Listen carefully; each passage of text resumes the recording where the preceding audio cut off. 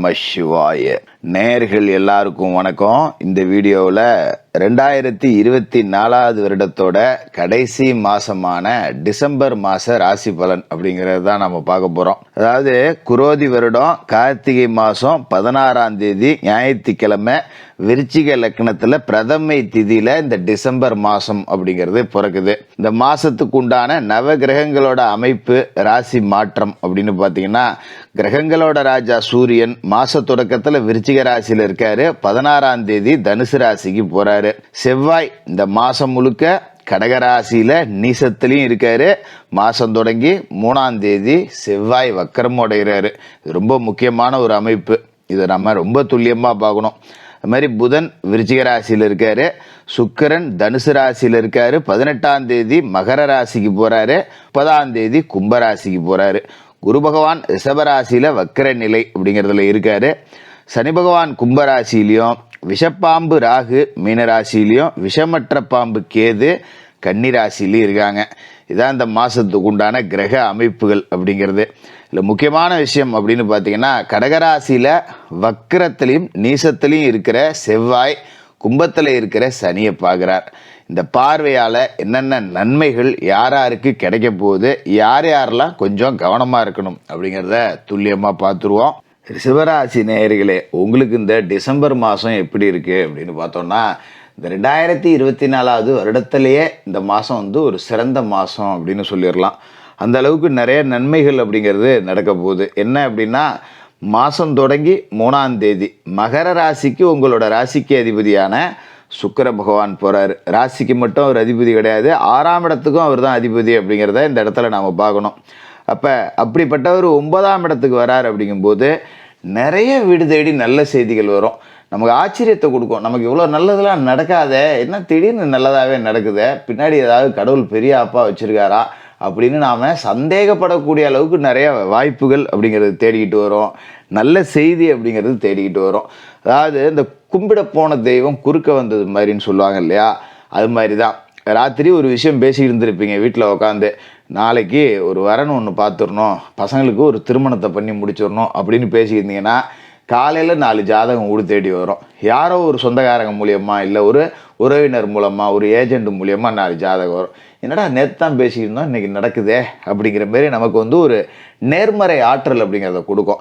அதுமாரி ஒரு ஆலயத்துக்கு போகணும் அப்படின்னு உட்காந்து பேசியிருந்தோம்னா கூட அதுக்கான நேரம் கூடி வரும். 2 பங்காளிங்க சொந்தக்காரங்க அவங்களா கோயிலுக்கு போயிட்டு வரலாமான்னு கூப்பிடுவாங்க. சரி இப்போ பங்காளிகள் சகிதமாக குலதெய்வத்தை போய் கும்பிட்டு வருவோம் அப்படிங்கிற அளவுக்கு நிறைய நம்ம நினச்சதெல்லாம் நடக்கும். அதுதான் நமக்கு ஒரு பயத்தையும் கொடுக்கும். இப்படிலாம் நினச்சதெல்லாம் நடக்கக்கூடாது அப்படிங்கிற மாதிரி ஒரு அச்சத்தையும் கொடுக்கும். ஆனால் பயப்பட வேண்டியதில்லை. அதனால தான் 2024 வருஷத்துலேயே இந்த மாதம் உங்களுக்கு ஒரு சிறந்த மாதம் அப்படின்னு சொல்கிறேன். 6க்கு அதிபதியான சுக்கிர பகவான் 9ஆம் இடத்துக்கு வரும்போது அரசு வழி முயற்சிகள் அப்படிங்கிறது கைகூடும். இப்போ அரசாங்கத்துக்கு நீங்கள் ஏதாவது செய்யணும்னு நினச்சிங்க அப்படின்னா தாராளமாக செய்யலாம். அதோட இப்போ பிள்ளைகள் இருக்குது, ஒரு அரசு தேர்வு எழுதுகிறாங்க, ஒரு போட்டி தேர்வு எழுதுகிறாங்க, ஒரு அரசு வேலைக்கு முயற்சி செய்கிறாங்க, இல்லை நீங்களே ஒரு அரசு வேலைக்கு முயற்சி செய்கிறீங்க அப்படின்னா இப்போ அதுக்கு உண்டான நன்மைகள் அப்படிங்கிறது நடக்கும். அப்போ அதுக்கான முயற்சியை நீங்கள் செய்யலாம். இல்லை ரொம்ப காலமாக ஒரு அரசாங்கத்தில் நான் டெம்பரவரியாக இருக்கேன், எனக்கு ஒரு பர்மனெண்ட்டே போட மாட்டேங்கிறாங்க, இப்படியே வாழ்க்கை ஓடி போயிடுமான்னு தெரில, இவ்வளோ நாள் இங்கே ஓட்டிவிட்டேன், இதை விட்டுட்டு வேறு இடத்துக்கு போகிறதுக்கு சங்கடமாக இருக்குது, திடீர்னு பர்மனெண்ட் போட்டாங்கன்னா விட்டுட்டோமே அப்படின்னு வருத்தப்பட வேண்டியதாக இருக்கும். அதனால் என்ன பண்ணுறதுன்னு தெரியலங்கிறவங்களுக்கெல்லாம் இப்போ நல்ல செய்தி வரும். போப்பா இந்த அதிகாரியை பாரு, இத்தனை வருஷமாக இங்கே இருக்க, நான் சொன்னேன்னு சொல்லு, இந்த வாட்டி உனக்கு ஒரு பர்மனெண்ட் கிடைக்க வாய்ப்பு இருக்குது அப்படின்னு உங்களுக்கு நல்ல செய்தி அப்படிங்கிறத சொல்லுவாங்க. அதிகார வர்க்கம் உங்களுக்கு ஆதரவோடு இருக்கும். அதோட அரசாங்கத்தின் மூலமாக நன்மைகள் அப்படிங்கிறது நடக்கும்.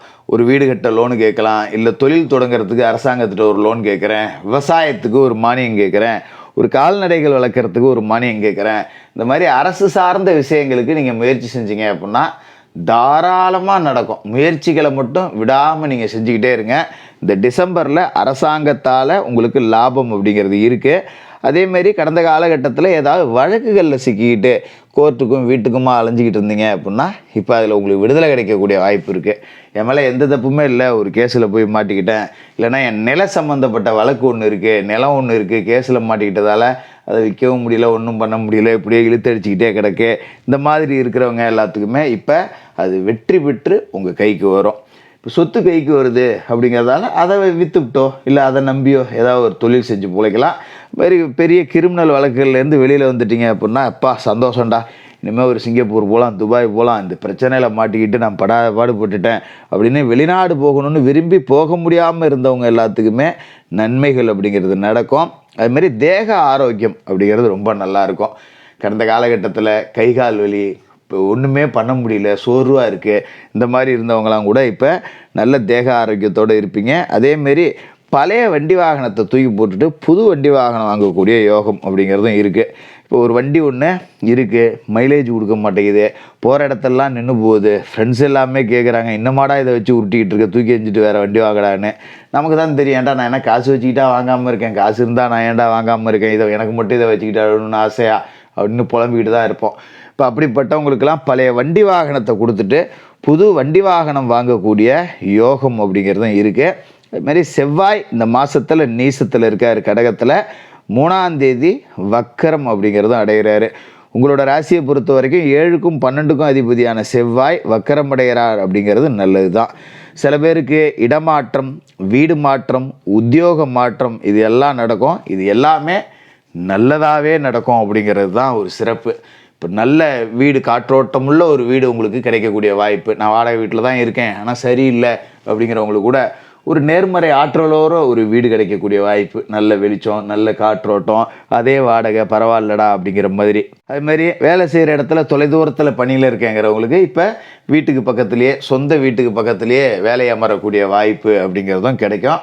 இந்த மாதிரி மாற்றங்கள் நல்லாயிருக்கும். சில பேருக்கு பார்த்திங்கன்னா தொழில் ரீதியாக புது மாற்றம் அப்படிங்கிறது கிடைக்கும். ஒரு அதிகபட்ச முன்னேற்றம் அப்படிங்கிறதும் கிடைக்கும்.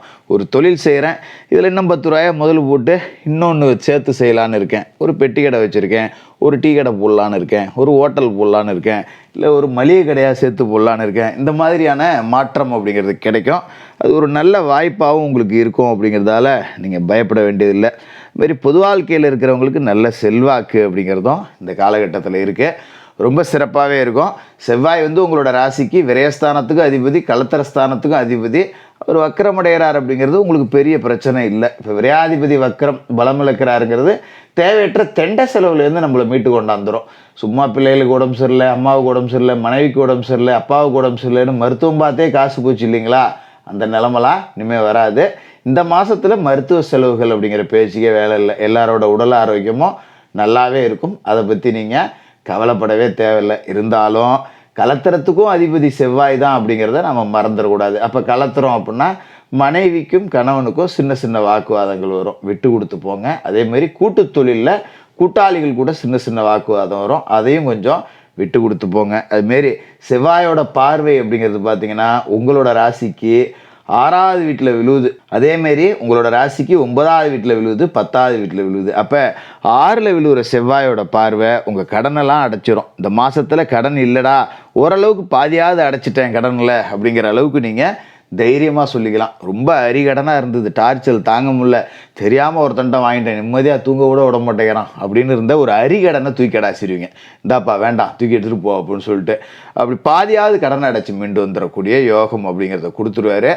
மாதிரி எதிராளிகளை வெல்லக்கூடிய ஒரு சத்துரு சம்ஹார பலத்தையும் செவ்வாயோட பார்வை அப்படிங்கிறது கொடுக்கும். பயப்பட வேண்டியதில்லை. பாக்கியஸ்தானத்தில் செவ்வாயோட பார்வை கிடைக்குது அப்படிங்கிறப்ப நீங்கள் சொந்த வீடு கட்டக்கூடிய அமைப்பு, வண்டி வாகனம் வாங்கக்கூடிய அமைப்புலாம் இருக்குது. தொழில்ஸ்தானத்துக்கும் செவ்வாயோட பார்வை கிடைக்குது அப்படிங்கிறது தொழில் ரீதியான வளர்ச்சி, குறிப்பாக நிலப்புலம் சம்மந்தப்பட்ட தொழிலில் வளர்ச்சி கிடைக்கும். செவ்வாயே நமக்கு வக்கரத்திலேயே இருந்தாலும் இப்போ விவசாயம், ஒரு ரியல் எஸ்டேட் பண்ணுறேன், மனை வாங்கி விற்கிறேன், தரகு கமிஷன் ஏஜெண்டாக இருக்கேன், இந்த மாதிரி தொழில் செய்யக்கூடியவங்களுக்கெல்லாம் 10 ரூபா கூடுதல் வருமானம் அப்படிங்கிறது இருக்கும். அந்த வகையில் 2024 இந்த டிசம்பர் மாதம் ஒரு சிறந்த மாதமாக இருக்கும். ஏலபாலைகளுக்கு உங்களால் முடிஞ்ச உதவிகளை செய்யுங்க. ராசிக்குள்ளேயே குரு இருக்கார் அப்படிங்கிறதால நீங்கள் என்ன செய்யணும் அப்படின்னா, வியாழக்கிழமையில் குரு பகவானுக்கு நெய் விளக்கு ஏற்றிட்டு ஏலபால மாணவர்களுக்கு உங்களால் முடிஞ்ச உதவி செய்யணும். உங்களோட ராசிக்கு 10வது வீட்டில் இருக்கிற சனி மேலே செவ்வாய் பார்வை விழுதுங்கிறதால சனிக்கிழமையில் சனி பகவானுக்கு எள்ளெண்ணெய் தீபம் ஏற்றுங்க. மாற்றுத்திறனாளிகளுக்கு உதவி செய்யுங்க. இந்த டிசம்பர் மாதம் ரொம்ப சிறப்பாக இருக்கும். ரிஷபராசிக்காரர்களுக்கு வாழ்த்துக்கள்.